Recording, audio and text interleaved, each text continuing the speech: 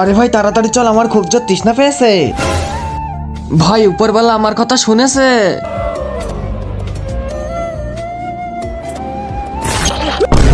আরে ভাই এটা কি হলো? আরে তুই তো একদম ছোট হয়ে গেছিস। কিন্তু কিভাবে? আমি বলছি, এই পানির বোতলটা আমার। এই বোতলের পানি যেই খাবে সেই ছোট হয়ে যাবে, যেরকমটা তোর বন্ধুর হয়েছে। আরে তাহলে বড় কিভাবে হবে? জাদুই গাছের ফল খেয়ে আমার সাথে আয়।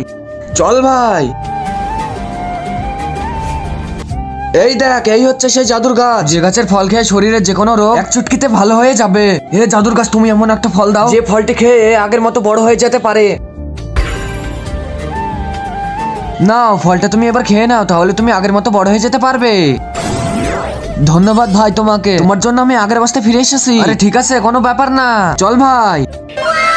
তাহলে তোমার চোখ ঠিক হয়ে যাবে। জাদুর গাছ, আমাকে এমন একটা ফল দাও যেটা খেয়ে আমার চোখ ঠিক হয়ে যায়।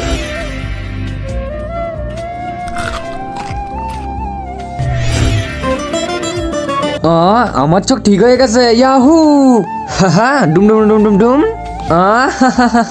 আরে বাচ্চারা, এটা আসল না, নকল জাদু।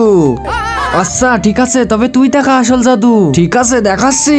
এই নে ভাই অস্ত্র, আমার হাতটা কেটে ফেল।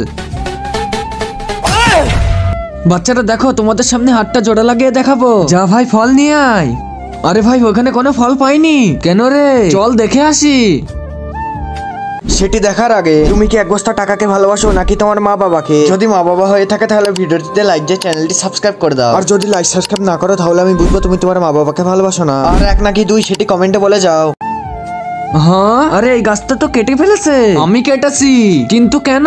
এই গাছের কারণে আমি ডাক্তার হিসেবে রোগী পাচ্ছিলাম না। যদি এই গাছের ফল খেয়ে সবাই সুস্থ হয়ে যায় তাহলে আমি মানুষকে আর কি চিকিৎসা দেব? তাই আমি গাছটা কেটে ফেলেছি।